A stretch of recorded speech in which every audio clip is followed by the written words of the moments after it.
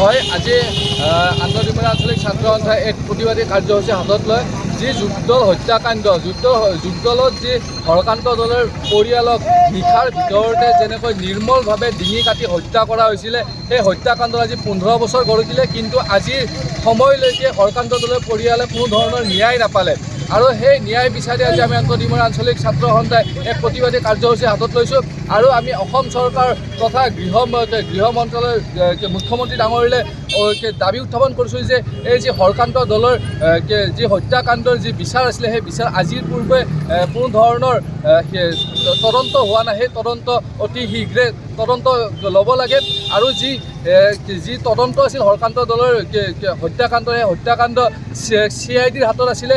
আৰু সেই CIDৰ হাতৰ পৰা অতি সোনকালে তেখেতৰ হাতৰ পৰা CBI হাতলৈকে CBI হাতত দি যি এই হত্যাকাণ্ডৰ বিচাৰ আছে, সেই বিচাৰ ল'ব লাগে। আৰু আমি মুখ্যমন্ত্ৰী ডাঙৰীয়ালৈ অনুৰোধ জনাইছোঁ যাতে এই হৰকান্ত দলৰ যি হত্যাকাণ্ড আছিলে, সেই হত্যাকাণ্ড অতি শীঘ্ৰে তেখেতসকলক যাতে ন্যায় দিয়ে আৰু তেখেতসকলৰ পৰিয়ালক যাতে ন্যায় দিয়ে।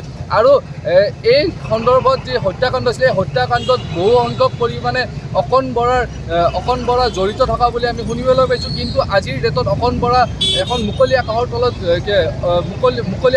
তেখেতসকলে চলা ফুৰা কৰি আছিলে। তেখেতসকলে কেনেকৈ এনেকুৱা ধৰণৰ নিৰ্মম হত্যাকাণ্ড কৰি তেখেতসকলে চলা ফুৰা কৰি আছে এই ডিমৰীয়াত। আৰু তেখেতসকলৰ যাতে উচিত তদন্ত হয় আৰু সেই হত্যাকাণ্ড উচিত তদন্ত কৰি যি দোষী আছে, সেই দোষীক যাতে শাস্তি প্ৰদান কৰে, তাৰে আমি আন্তঃডিমৰা আঞ্চলিক ছাত্ৰ সন্থাৰ তৰফৰ পৰা দাবী উত্থাপন কৰিছোঁ।